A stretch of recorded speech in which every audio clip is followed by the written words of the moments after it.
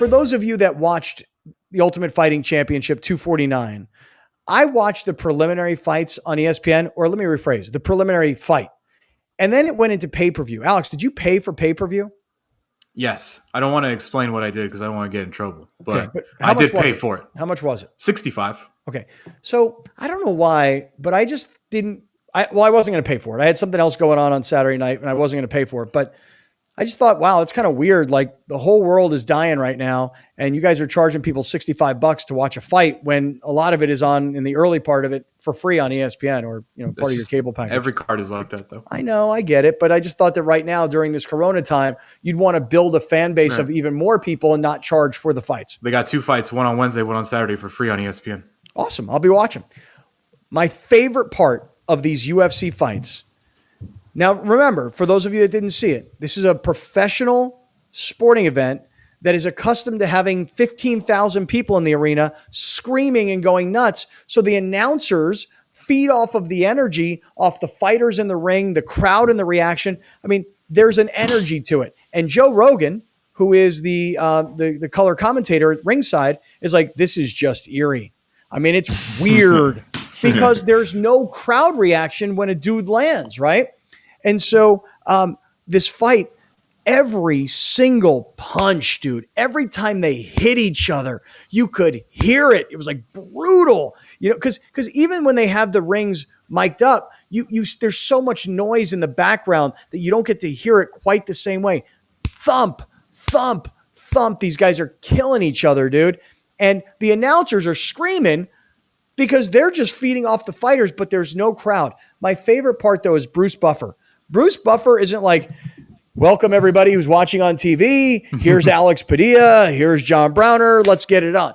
He freaking did the full thing.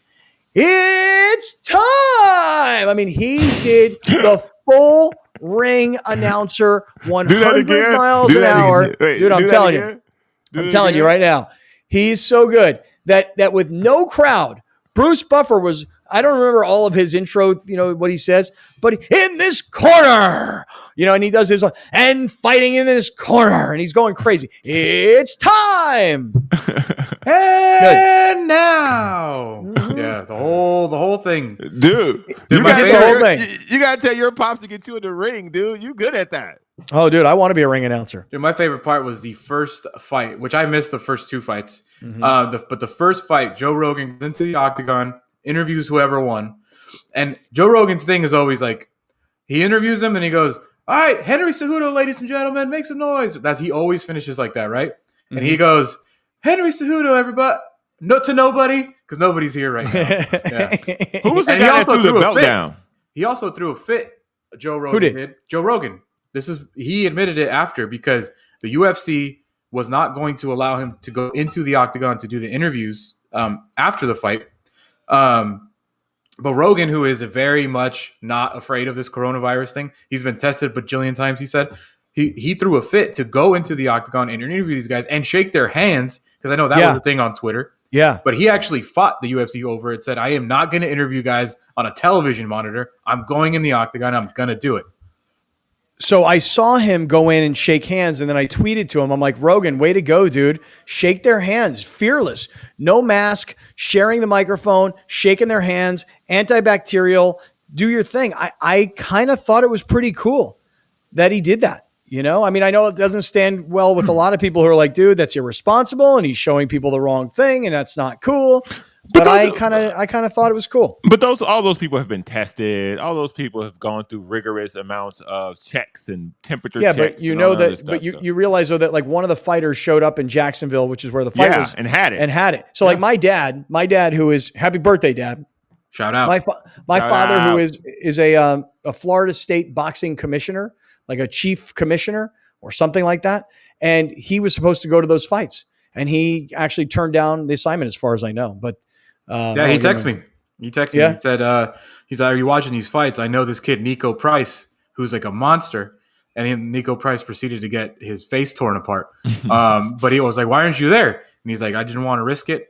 And I was like, but everybody's tested. He goes, not the commissioners, not the judges. And I was like, wait, so you're telling me that the referees that are going into this octagon were not tested? He's like, nope, temperature checks to go into the arena. Nope. That is a Nope. different. That is a different thing right there. Wow. So this gets us back to, let me ask you guys a question. Did it change it for you? Did watching a professional sporting event where you're accustomed to hearing crowd noise and reaction, and the fighters and the announcers and the crowd, everybody feeds off of one another, as a viewer at home on television, did it change your experience one way or the other, Alex? I would say I'm a lot different than most people who casually watch UFC. I've watched the Ultimate Fighter series my whole life. I've watched the Contender series that Dana White's put on for a while. So I've seen a lot of fights with no crowd noise before. So to me, it's no big deal. I think fighting is one of the few sports that I think will really not make too much of a difference, because I think the announcers did a really good job. For the fighters, I'm sure had a lot to do. Like their performance was definitely impacted. But for me as a viewer, I didn't even notice, to be honest. I mean, yeah, you could tell it was a little quieter, but as far as the performances and action go and my enjoyment of it, it was all good on my end. Crowder, you watch? I'm such a casual viewer. Like he said before, I'm the casual guy. I don't know, man. It didn't mix the bowl for me at all. It was good to see live action on television, but outside of that, not really, man. It didn't do anything for me. Like, dude, just sitting home, drinking beers, eating food, watching fights. Like, it just felt like a normalcy, you know?